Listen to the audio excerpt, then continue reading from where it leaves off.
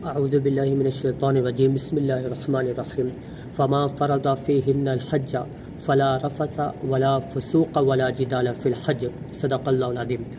حاضرین محترم، اللہ تبارک و تعالیٰ کا کروڑوں احسان ہے کہ اللہ تبارک و تعالیٰ کا خاص فضل و کرم، خاص اللہ تبارک و تعالیٰ کی ہم پر عنایت ہے کہ اللہ تعالیٰ ہمیں حج جیسی سعادت سے نصیب کر رہا ہے۔ حج کی دولت اللہ تعالیٰ نے ہمیں نصیب کی ہے۔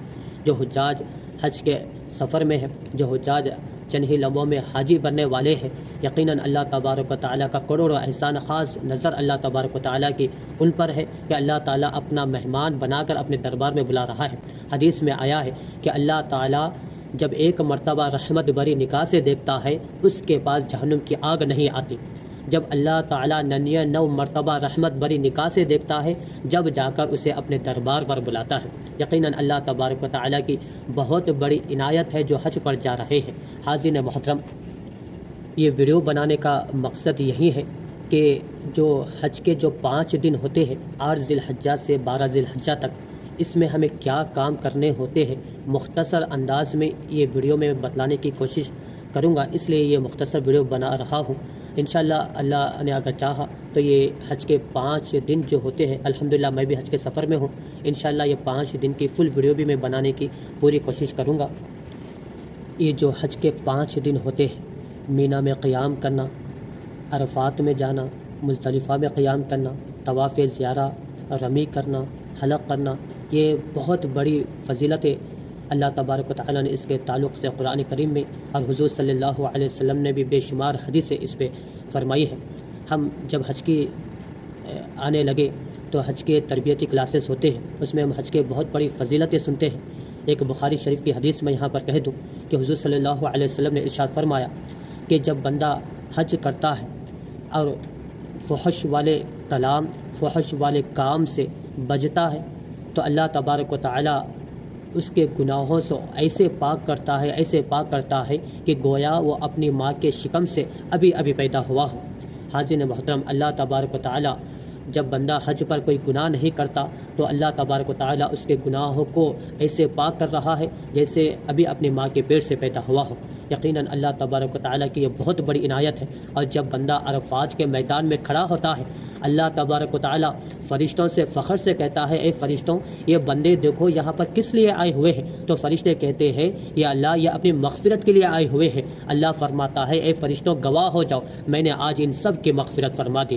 حاضرین محترم، اور روایتوں میں آیا ہے کہ بندہ جب عرفات کے میدان میں کھڑے ہو، جب بندہ عرفات کے میدان میں کھڑے ہو کر یہ تصور بھی بندے کو نہیں کرنا چاہیے کہ اللہ میری دعائیں قبول کریں گا یا نہیں، یہ نہیں کا تصور بھی بندہ نہیں کرنا چاہیے، کیونکہ اللہ تبارک و تعالیٰ عرفات کے میدان میں سب کی دعائیں قبول فرماتا ہے۔ اگر آپ بھول کر کسی اور کے لیے دعا کریں تو اللہ تبارک و تعالیٰ اس کی حق میں بھی دعائیں قبول فرماتا ہے۔ عرفات کے میدان میں حضور صلی اللہ علیہ وسلم نے 5 گھنٹے دعائیں مانگی تھی۔ ہمیں بھی دعائیں مانگنی ہے، کامل یقین، کامل ایمان کے ساتھ ہمیں دعائیں مانگنی ہے کہ آج کے دن اللہ ہماری دعائیں قبول کریں گا ہی کریں گا۔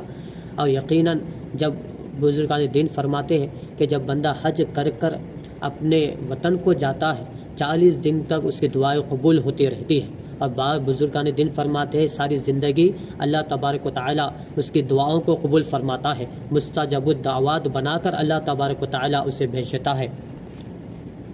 بہرحال حاضرین محترم، مزدلفہ میں جب ہم قیام کرتے ہیں، یہ رات شب قدر سے زیادہ افضل والی رات ہے۔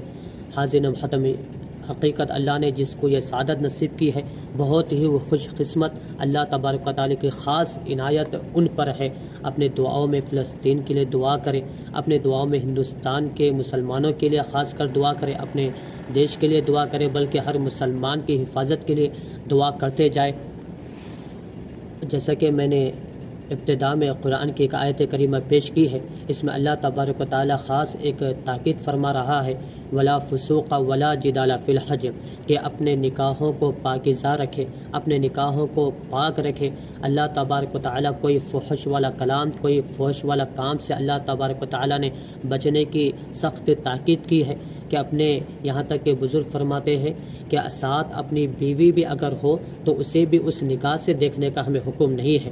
ولا جدال فی الحج، لڑائی جھگڑے سے اللہ تبارک و تعالیٰ پرہیز کرنے کا یہاں پر حکم دیا ہے۔ حاضرین محترم، بہت ساری فضیلت حج کے بارے میں آئی ہے، انشاءاللہ ایک فل ویڈیو انشاءاللہ میں حج کی فضیلت کے بارے میں بنانے کی کوشش کروں گا۔ آئے اب جو حج کے 5 دن ہوتے ہیں اس کے بارے میں ہم مختصر انداز میں سنتے ہیں۔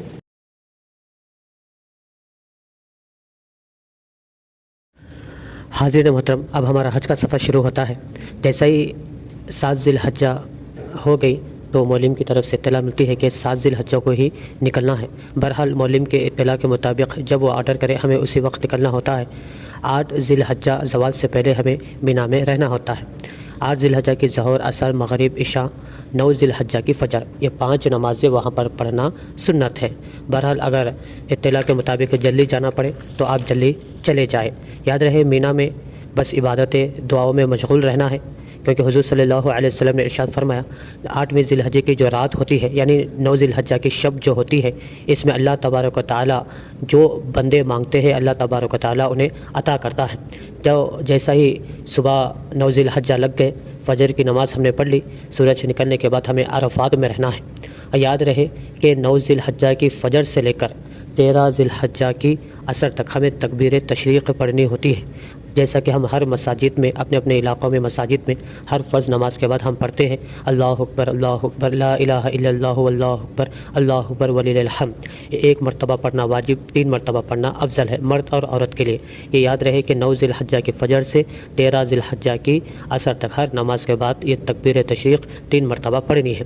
جیسا ہی ہم نے عزیزیہ روم سے احرام باندھ لی، نماز 2 رکعت احرام کے پڑھ لی اور نیت کر تلبیہ جیسا ہی ہم نے شروع کیا، اور یہ تلبیہ بھی ہمیں جب تک شیطان کو ہم رمی کرنے جاتے ہیں جب تک ہمیں مسلسل یہ تلبیہ ہماری زبان پر جاری رہنا چاہیے۔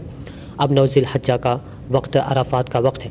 عرفات کا وقت زوال سے لے کر 10 تاریخ کی صبح صادق تک رہتا ہے، مگر یاد رہے عرفات میں ہمیں ظہر سے لے کر مغرب سے پہلے یعنی مغرب کا جب غروب کا وقت ہو جائے اس وقت تک ہمیں عرفات سے نکلنا نہیں ہوتا۔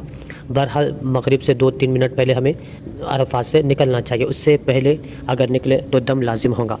اور عرفات میں یاد رکھیں کہ مغرب اور عشاء نہیں پڑھنی ہے، مغرب اور عشاء ہمیں ایک ہی وقت میں یہ مزدلفہ جا کر پڑھنی ہوتی ہے۔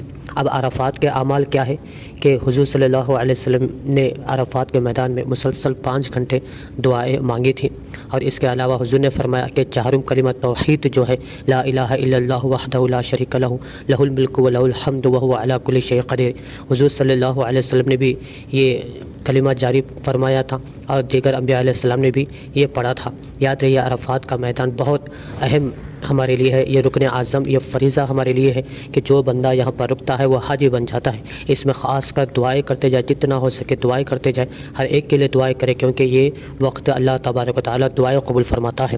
اب ہم جیسا ہی مغرب ہو گئی ہم مزدلفہ کے لیے نکلتے ہیں۔ اب مزدلفہ میں ہمیں وہاں پر جا کر کھلے آسمان کے نیچے رات گزارنی ہوتی ہے۔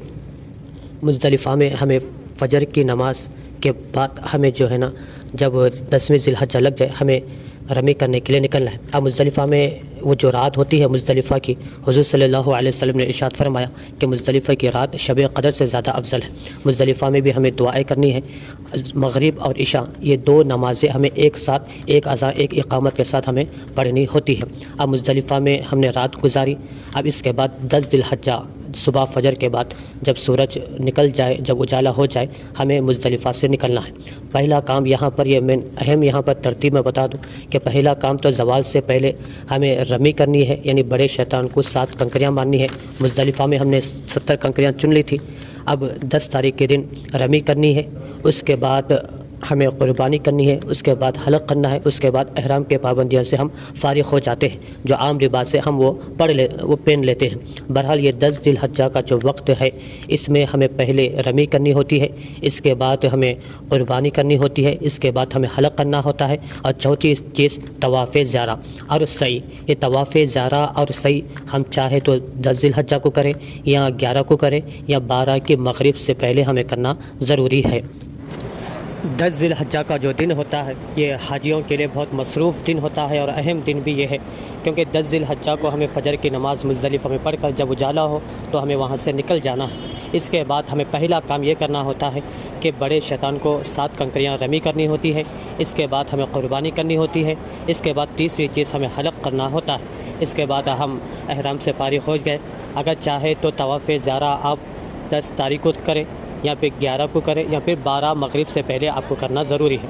طواف زیارہ کا طریقہ یہ ہے کہ عام طواف کے جیسا آپ 7 چکر طواف کریں، اس کے بعد 2 رکعت واجب پڑھ لیں، اس کے بعد آپ صحیح کریں۔ اب اس کے بعد 11 ذی الحجہ کا دن آتا ہے۔ 11 ذی الحجہ کو ہمیں زوال کے بعد اب کنکری مارنی ہے۔ اب یہاں پر پہلے شیطان کو کنکری مارنی ہے، بعد دوسرے شیطان کو، اس کے بعد تیسرے شیطان کو، پھر آپ مینا آئے آرام کر لیں۔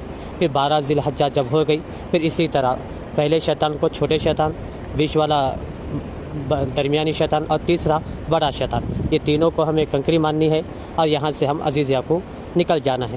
اگر آپ کے پاس اختیار ہے کہ اگر آپ چاہیں تو 12 ذی الحجہ کو بھی آپ مینا میں رک کر جب 13 ذی الحجہ لگ گئے تو آپ پھر صبح میں آپ کو رمی کر آپ جو ہے نا عزیزیہ کے لیے نکل جائیں۔ آپ کا حج مکمل ہو گیا۔ صرف ایک چیز آپ پر باقی ہے، طواف وداع، کہ جب آپ اپنے وطن کو جانے سے پہلے آپ طواف وداع کر لیں، انشاءاللہ آپ کا حج یہاں پر مکمل ہو گیا۔ انشاءاللہ ہم کوشش کریں گے کہ فل ویڈیو بھی ہم بنانے کی کوشش کریں گے۔ آپ یہ چیٹ دیکھ لیں، انشاءاللہ اس میں حج کے جو 5 دن ہیں اس میں پورا طریقہ مکمل ہے۔ السلام علیکم۔